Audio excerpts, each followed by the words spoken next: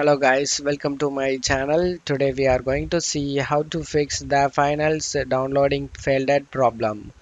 Let's fix it guys. The solution to the problem is very simple guys.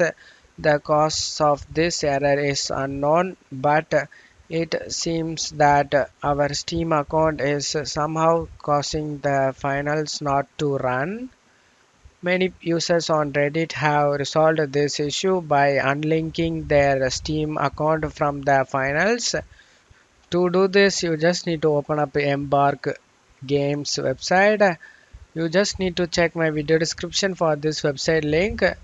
After entering this website, click on this Steam icon over here. You just need to log in your Steam account over here. After logging to Steam account, now you just need to click on sign in.